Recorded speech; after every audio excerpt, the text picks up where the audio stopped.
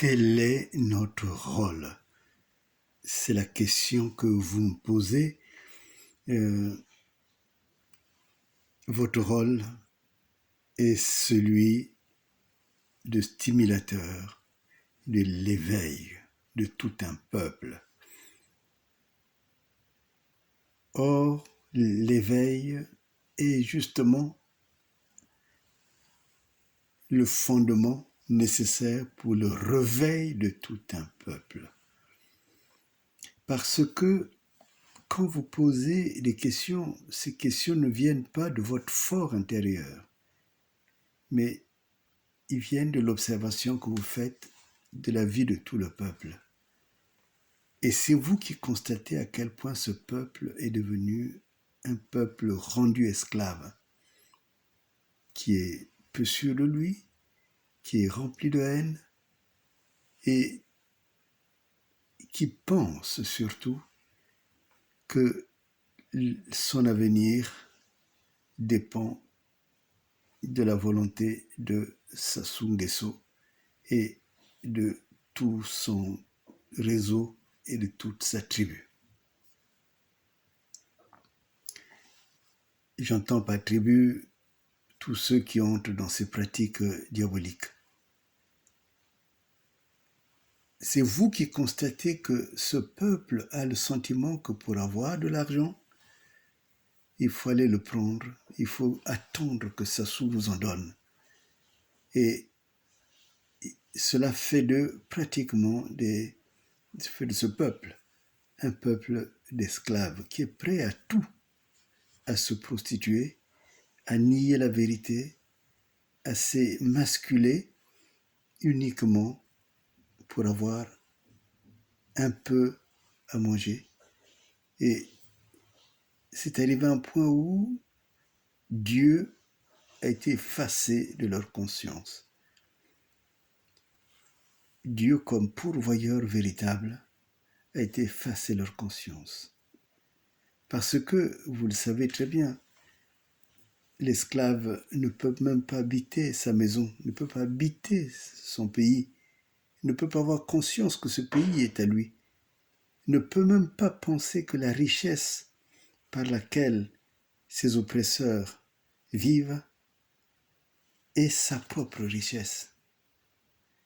Il en arrive à intégrer l'idée que c'est normal qu'il soit pauvre, c'est normal que ses enfants n'aillent pas à l'école, c'est normal qu'il n'y ait pas d'établissements médicaux dignes de ce nom quand il est malade. Et c'est normal même de ne pas avoir sa retraite, sa pension de retraite, alors qu'on a cotisé pendant toute une vie. Et c'est normal de ne pas avoir un salaire alors que l'on travaille régulièrement. Vous êtes là et vous éveillez les consciences à travers les questions que vous posez. Et ce feu que j'allume, je voudrais bien voir que ce feu maintenant puisse monter dans tout le pays, parmi tous les Congolais. Qu'ils comprennent que quand ils ont faim, ce n'est pas normal qu'ils aient faim. Qu'ils disent qu'on nous doit notre vie et que ceux qui sont là ne sont que des mercenaires. Et quand cela arrivera, alors l'éveil que vous avez suscité deviendra un réveil de tout le peuple qui se construira, qui construira ce que j'appelle le Congo nouveau. La deuxième question que vous me posez, c'est le mois de mars. C'est un mois des crimes. C'est un mois de la catastrophe. Vous savez que c'est dans le mois de mars que le cardinal Bieyenda a été sacrifié, enterré vivant.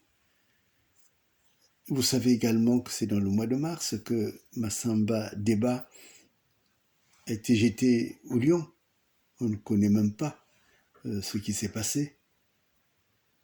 Et vous savez également que c'est dans le mois de mars que le président en exercice, Marien Ngouabi, a été égorgé, a été tué. Mais c'est aussi dans le mois de mars que tout récemment, il y a eu ce qu'on appelle les explosions de Mpila, qui ont créé en pleine ville une catastrophe humaine incroyable, mais qui ont créé aussi des dégâts matériels, des hommes démunis, ceux qui avaient des maisons, qui avaient tout investi, tout d'un coup, il n'y avait plus rien. Et quand ils vont réclamer que, d'ailleurs, ils n'osent pas réclamer, parce que celui qui réclame, il sait bien ce qui lui attend. J'ai le souvenir de cette dame dont on avait détruit la maison et, et qui me disait, mais je ne peux même pas réclamer parce que ces gens sont mauvais, mauvais. Donc, nous sommes là dans un mois de mars grave. Mais en fait, ce que l'on ne sait pas, c'est que ce qui s'est vu, ce qui a créé l'émotion même nationalement, internationalement, le 4 mars, c'est ce qui se vit, continue à se vivre dans les régions. Ce que, au niveau des Laris, ce que j'appelle le génocide des Laris, qu'on a tenté de nier, malheureusement, la vérité triomphe toujours. Et là, cela se vit. À Ikonongo, cela se vit. Mais pas seulement, ça c'est les lieux emblématiques. Mais tout d'un coup, ce qui était se cachait dans les régions, qui ne gênait personne, continue à gêner la conscience. Est-ce que vous savez ce qu'est devenu le ministre de la Défense à l'époque? Il se cache pour réapparaître comme un homme neuf. Et Sassou, il fait comme si cela n'existe pas. Mais qu'est-ce que cela enseigne? Ce que cela enseigne, c'est que non seulement l'impunité est organisée à un niveau N plus 100, mais le plus important, c'est de dire que ce mois de mars est pratiquement un mois sacrificiel. Souvent, quand on fait le combat politique du Congo, on n'a pas cette conscience de voir où sont les fondements, quelles sont les racines véritablement du mal congolais. Et les racines sont des racines spirituelles. Et le Congo a été consacré au diable, et le diable ne vient que pour tuer, pour dérober et affamer tout le monde. Et c'est maintenant par là qu'il faut commencer le vrai combat. Et quand ce combat sera gagné, alors le combat politique se gagnera. Parce que celui qui est à la tête fuira. Voilà, je vous invite à cela. Que Dieu vous bénisse.